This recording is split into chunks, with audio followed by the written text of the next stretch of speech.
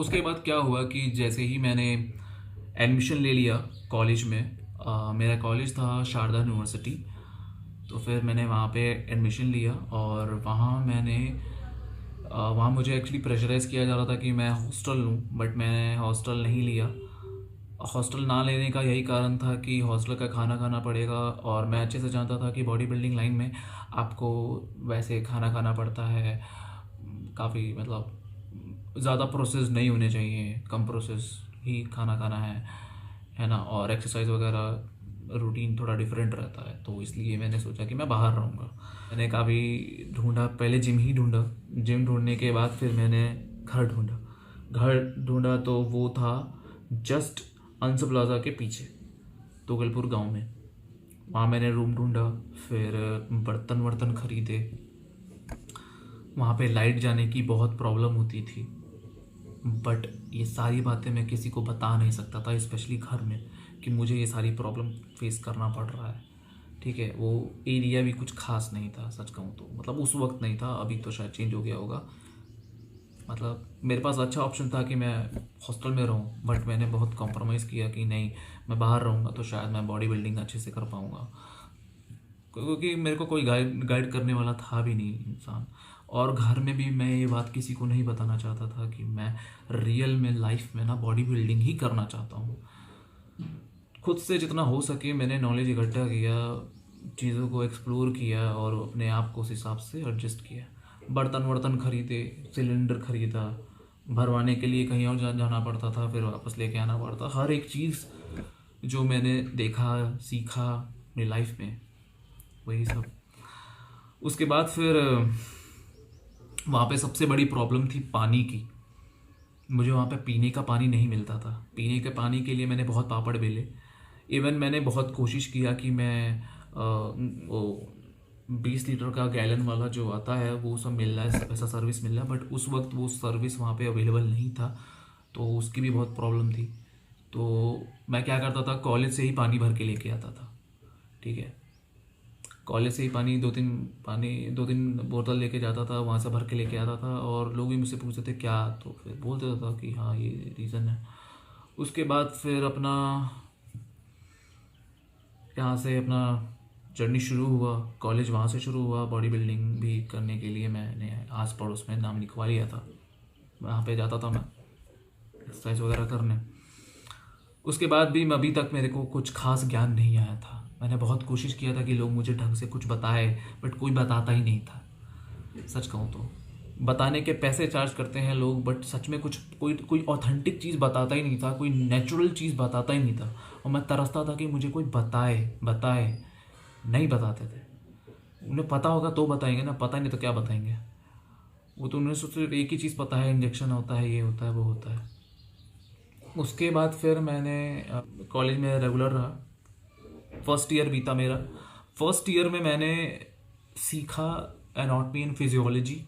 बहुत अच्छा लगा मुझे, क्योंकि वही मेरे काम का था। बाकी सारे ईयर तो उतने काम के थे एज अ नर्सिंग, बट वो एज अ बॉडी बिल्डिंग के बिहाफ पे फर्स्ट ईयर ही मेरे काम का था, क्योंकि वहाँ पे मैं सीख रहा था एनाटॉमी एंड फिजियोलॉजी, और थोड़ा सा न्यूट्रिशन का पार्ट था। ठीक है, हाइड्रेशन, न्यूट्रिशन, ये सब था। तो ये सब मैंने वहाँ से सीखा फर्स्ट ईयर में। उसके बाद पानी की वजह से मेरे को डिहाइड्रेशन भी हो गया था। मेरे लिप्स वगैरह सूखने लगे थे। मेरे को ना लोग टोकने लगे कि कुणाल इतना डिहाइड्रेट क्यों रहता है तू, तेरे बॉडी में इतना रैशेज वैशेज आते हैं। मैंने बोला पानी की वजह से। सच में मुझे पानी की बहुत प्रॉब्लम होती थी। फिर मैं फिर से और पानी के लिए बॉटल कैरी करने लगा, और वहाँ से भर के लेके आता था पीने के लिए। फिर मुझे लगा कि ये एरिया मुझे चेंज करना चाहिए। तो 1 साल हुआ, उसके बाद मैंने एरिया चेंज किया। फिर जैसे तैसे 4 साल बीत गए मेरे कॉलेज के। 4 साल में मैंने बहुत उतार चढ़ाव देखे, उसके बारे में बात नहीं करेंगे, नहीं तो फिर से वीडियो बहुत लंबी हो जाएगी। ठीक है, उसके बाद फिर 4 साल ऑलमोस्ट ख़त्म हो गया। मैं तब तक सारे सप्लीमेंट ट्राई कर चुका था, जितने आप लोग जानते हो सब कुछ ट्राई कर चुका था मैं। ठीक है, और उसी वक्त मुझे ये भी समझ में आ गया था, और जब मुझे ये बात पता चला मैं सच में बहुत शॉक हो गया था कि बॉडी बनता है स्टेरॉइड से। अब मैं कभी स्टेरॉइड नहीं लेना चाहता था, स्टेरॉइड तो कतई नहीं लेना चाहता था कि मैं स्टेरॉइड लूँगा और फिर स्टेज पे चढ़ूँगा फिर मेरी बॉडी बनेगी, समथिंग लाइक। मैं कभी नहीं लेना चाहता था। सप्लीमेंट्स तक ठीक था, लेकिन तभी मुझे समझ में आ गया था 2013 में कि भैया इंजेक्शन तो लेना ही लेना है। 2013 में मेरे को दो बातें पता चली थी, एक तो पैसे का गेम है, दूसरा इंजेक्शन का गेम है। मतलब कोई नेचुरल तरीका, नेचुरल वे बताने की कोशिश ही नहीं करते थे, क्योंकि उन्हें पता ही नहीं था कि नेचुरल वे भी होते हैं, नेचुरल के भी अपने तौर तरीके हैं जिस तरीके से आप अपने मैक्सिमम पोटेंशियल तक लेके जा सकते हो। बट ये किसी को पता ही नहीं था। अब चीज़ें पता होगी तो इंसान किसी को बताएगा ना, पता ही नहीं तो क्या बताएगा। 10 में से 2 लोगों को पता होता था और 8 लोगों को पता ही नहीं है, और मैं उन 8 लोगों के पास ही रहता था, 2 लोग मिल नहीं पाते थे मुझे। ऐसा ही था सिचुएशन। उसके बाद जैसे भी करके 4 साल बीता, एक आध कोर्सेज के बारे में मुझे पता चला कि गोल्ड जिम का एक अपना कोर्स होता है फिटनेस का, और उसी वक्त मुझे पता चला एस के बारे में और आयसा के बारे में। एस आयसा में बहुत कन्फ्यूजन था मेरे को। ये तो क्लियर था कि मेरे को कुछ अमेरिकन कोर्सेज ही करने हैं, लेकिन कौन सा करना, बड़ा कंफ्यूज था मैं। नर्सिंग ख़त्म हुआ 4 साल के बाद, अभी तक मेरे को उतना कुछ खास नॉलेज नहीं था। ना डाइट के बारे में ब्रीफली पता था, ना ही सिर्फ एक्सरसाइज के बारे में पता था, डाइट के बारे में कुछ भी नहीं पता था। 4 साल बीत चुके थे और मैं हर तरीके से सीखने की कोशिश करता था। ग्रेटर नोएडा में भी मैंने कम से कम 4 से 5 जिम चेंज किए होंगे। अच्छा खासा एक्सपीरियंस हो चुका था, मिनिमम 5 साल मैंने वर्कआउट कर लिया था, ठीक है। तब भी मेरे को कुछ खास सच में ज्ञान नहीं था। कॉलेज के लास्ट ईयर तक मैं कोशिश करता था कि मैं मतलब यूट्यूब से ज्ञान ले सकूं, क्योंकि यूट्यूब पे बहुत सारे ऐसे यूट्यूबर्स थे जो बहुत अच्छा काम करते थे, जैसे कि तरुण गिल हो गए। तरुण गिल काफ़ी इंस्पायरिंग वीडियोस बनाते थे, काफ़ी मोटिवेशनल वीडियोस बनाते थे, अलग अलग एथलीट के स्टोरीज़ को कवर किया करते थे। फिर मैं देखता था फिट मसल टीवी, जो कि गौरव तनेजा सर का है, उनके वीडियोज़ को मैं काफ़ी सीरियस लेता था, ठीक है। उसके बाद मैं देखता था गुरुमान, उसके बाद मैं देखता था अजीत सलाल। ये 4 यूट्यूबर्स थे जिनको मैंने इनिशियली फॉलो किया, और इनके वीडियोस में मतलब अपने कॉलेज के लास्ट ईयर से मैंने देखना शुरू किया था, और मैं अभी तक देखता ही रहता हूँ मैं, ऐसा नहीं है।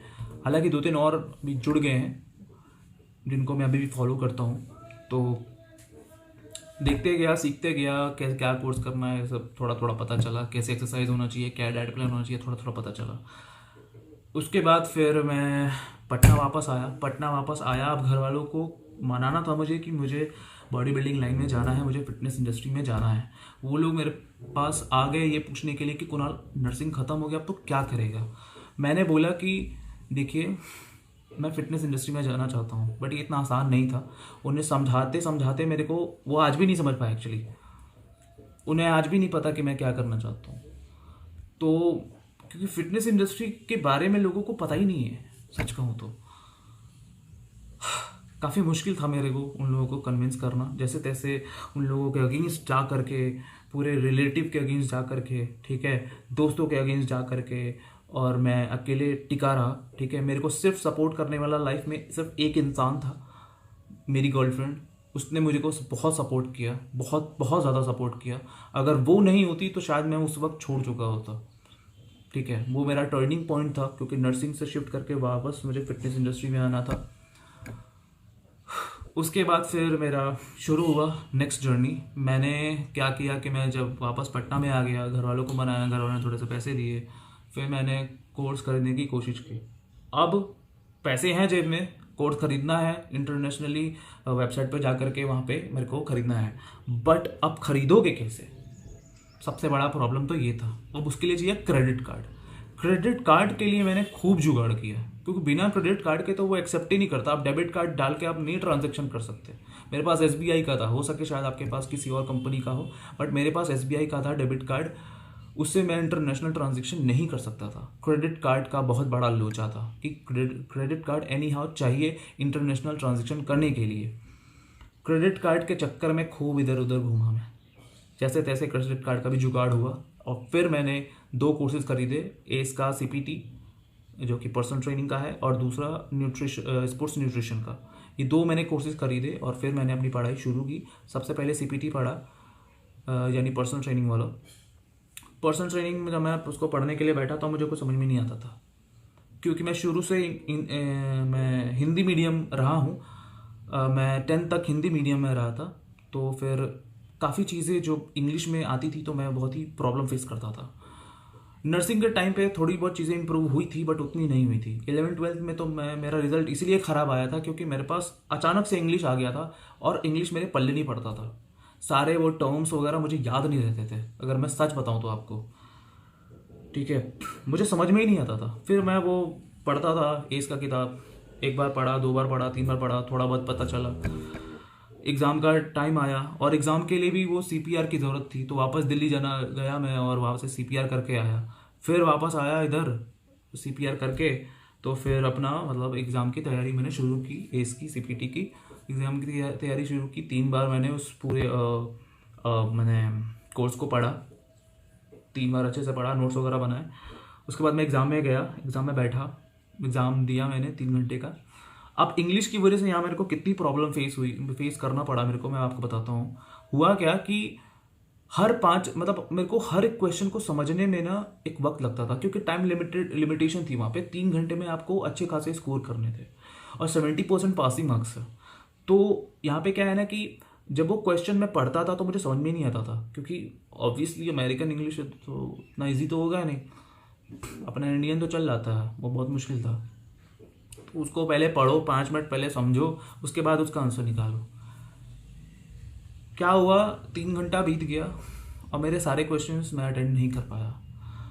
मुझे अंत तक समझ में आ गया था कि मैं फेल होने वाला हूँ, और सच में मैं फेल हो गया था।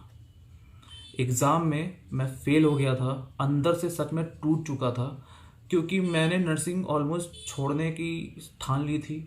फिटनेस इंडस्ट्री में कदम रखा था और यहाँ पे मैंने कई सारे लोगों से लड़ाई किया था इस इंडस्ट्री को ज्वाइन करने के लिए, और मैं यहाँ भी फेल हो चुका था। नॉलेज भी कुछ खास अभी तक प्राप्त नहीं हुआ था मुझे।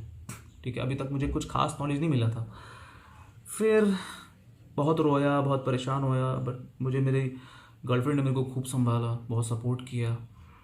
वापस से मैंने पढ़ाई किया, 3 से 4 बार फिर पढ़ा।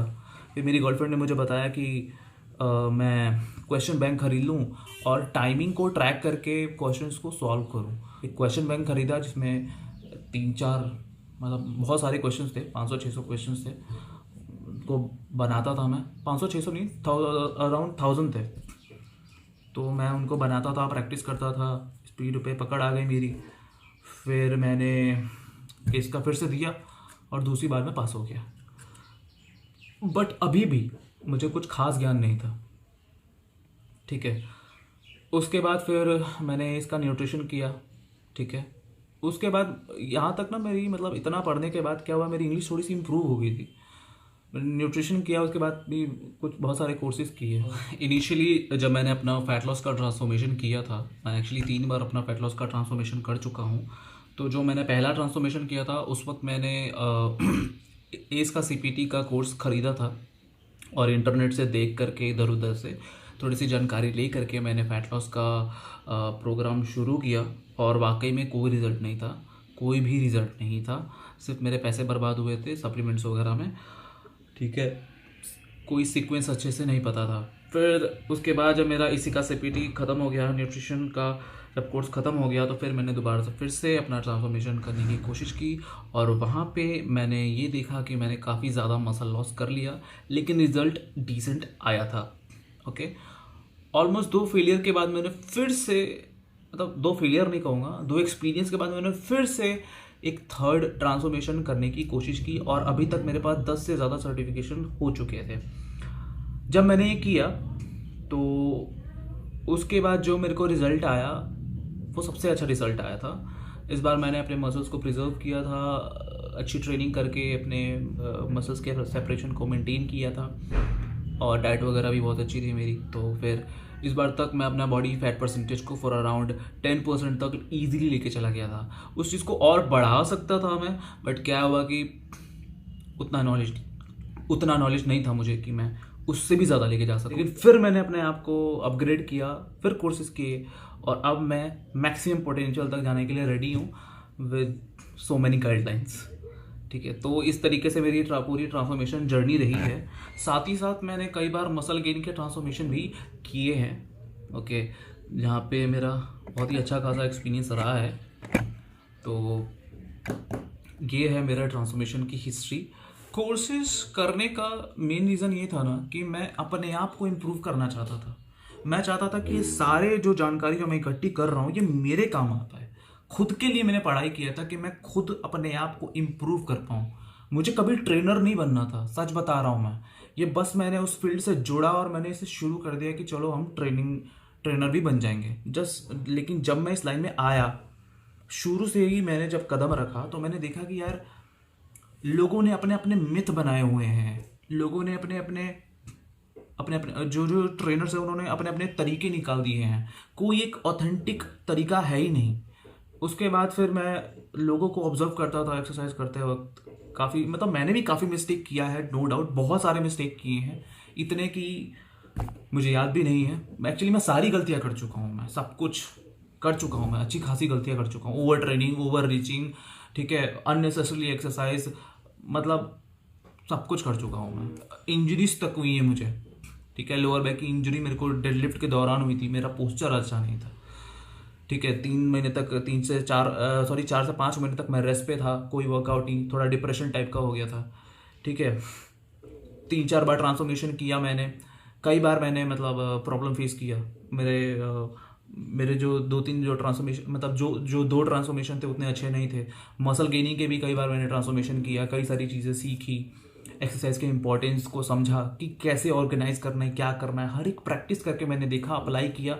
और आज की डेट में जब वो लोगों को करवाता हूँ तो रिजल्ट आते हैं, यही मेन कारण है। उसके बाद फिर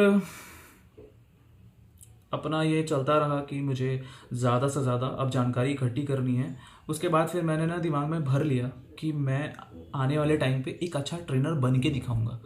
मैं अपने ट्रेनिंग स्किल से पैसे कमाऊंगा, ये मैंने ठान लिया, ठीक है। और देखते ही देखते मेरे 14 कोर्सेज ऑलमोस्ट ख़त्म हो चुके हैं। 15वां कोर्सेज मैं पढ़ रहा हूँ, ठीक है। और देखते हैं ये कितना और लंबा चलेगा।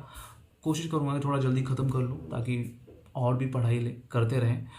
आज भी मैं कई सारे बुक्स पढ़ता रहता हूँ, कई सारी अलग अलग ई बुक्स पढ़ता रहता हूँ। मैंने काइगरी, सडीक एड्जोविक, इन लोगों के बुक्स वगैरह भी मैंने खरीदे थे, पढ़ता रहता हूँ। हर एक चीज़ मैं कोशिश करता हूँ कि कहीं से भी करके ना अपने आप को अपग्रेड करता जाऊँ।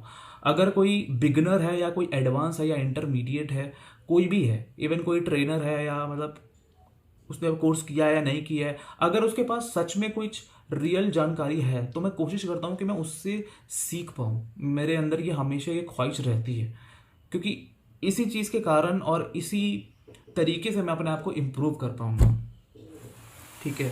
फिर जब मैं फिटनेस इंडस्ट्री में आ करके और मैंने जॉब शुरू किया तो मैंने यहाँ देखा कि यार लोगों के बहुत ही मतलब अजीब तरीके हैं एक्सरसाइज करने के। सबसे पहले तो देखो यार, जैसा आपको ट्रेनर रास्ता दिखाएगा वैसा ही तो हर इंसान चलेगा ना। मैंने देखा कि यहाँ बहुत गड़बड़ी हो रखी है। पहले जस्ट एज ए स्टूडेंट मैं था तो मुझे कुछ नहीं पता था, बट प्रैक्टिकल वर्ल्ड में मैंने देखा कि यार बहुत सारे लोगों को एक्सरसाइज करना नहीं आता। बहुत सारा मिसकंसेप्शन फैला हुआ है। वो परेशान है कि क्रॉसफिट की एक्सरसाइजेस करना है, क्रॉस ट्रेनिंग करना है, कि रेजिस्टेंस ट्रेनिंग करना है, कि एरोबिक करना है, कि दौड़ लगानी है, फैट लॉस करना है, प्रोटीन डाइट पे रहना है, हाई प्रोटीन डाइट पे रहना है, BCAA लेना है, वे प्रोटीन लेना है। इतना कंफ्यूजन मैंने आज तक नहीं देखा। लोग सच में बहुत परेशान हैं। ना वो अपनी एज देखते हैं, ना वो अपना पोटेंशियल देखते हैं, ना वो अपना पोस्चर देखते हैं। वो बस लगे हुए हैं कि आज वो आएंगे और ज़्यादा से ज़्यादा वेट उठा के चले जाएंगे। तो बहुत ही गड़बड़ मैंने देखा कि यार सच में मतलब जो मैंने सोचा था कि मैं एक सही नॉलेज प्रेजेंट करूँगा लोगों के सामने, थियोरेटिकल और प्रैक्टिकल दोनों का कॉम्बिनेशन मिला के, ताकि लोगों को जो मैं सिखाऊं तो वो वाकई में उस चीज़ को एंजॉय करे, सीखे, और इससे जो फिटनेस इंडस्ट्री है वो थोड़ा ग्रो हो, एक सही नॉलेज लोगों तक पहुंचे। बट जब मैं यहाँ आया ना, मतलब जब मैं रियल में जॉब करना शुरू किया मैंने, तो मैंने सच में देखा कि बहुत ही मतलब अपना अपना तरीका है एक्सरसाइज करने का। वो जो भी परफॉर्म करते थे या फिर जो भी मैंने देखा लोगों को वो एक्सरसाइज परफॉर्म करते हुए, क्या वाकई में वो करना चाहिए या नहीं करना चाहिए, क्या वाकई में उसका रीज़न है या नहीं है, ठीक है, या क्या उसका कोई रिजल्ट आता भी है या नहीं है, या फिर किस तरीके से हम उसको ऑर्गेनाइज करें, अच्छे से मैं डिटेल में बताऊंगा आप लोगों को, अच्छे से डिस्कस करूंगा, ठीक है, सारी क्लेरिफिकेशन दूंगा कि क्या ये सही है या नहीं है, ठीक है। तो प्लीज़ देखते रहना मेरे चैनल को। एक चीज़ मैं और बोलना चाहूँगा, इस पूरे वीडियो को बताने का क्या पर्पस था मेरा। आज जो मैंने स्टोरी बताया ये बस ये बताया कि मैं कहाँ था। एक ज़माना था जब मैं तरस रहा था नॉलेज के लिए। एक ज़माना था जब मैं लोगों से नॉलेज की भीख मांगा करता था, प्लीज़ मुझे नॉलेज दे दो, प्लीज़ मुझे नॉलेज दे दो, लेकिन कोई देता नहीं था, ठीक है। लोगों की मतलब बेइज्जती भी सही मैंने, मतलब लोग मेरी बेइज्जती कर देते थे। एक ट्रेनर ने मुझे बोल दिया था कि जब पैसे नहीं है तो क्यों करता है बॉडी बिल्डिंग, छोड़ दे बॉडी बिल्डिंग। यार ऐसे कौन बोलता है यार, पैसे नहीं थे तो क्या हुआ, पैशन तो है ना। पैसे आज नहीं तो कल आ ही जाएंगे, लेकिन पैशन तो रहेगा ना। लेकिन लोगों को कैसे समझाओगे। और मैं थोड़ा ज़िद्दी टाइप का, मतलब मेरे को कोई फ़र्क नहीं पड़ता लोगों के बोलने से।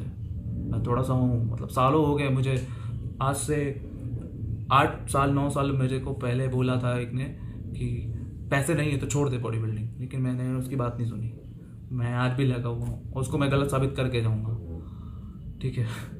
कि कम पैसे में भी बॉडी बिल्डिंग हो सकती है, ऐसा कुछ नहीं है। कम पैसे मतलब एवरेज पैसे, ये नहीं कि पूरा ही कम, ठीक है।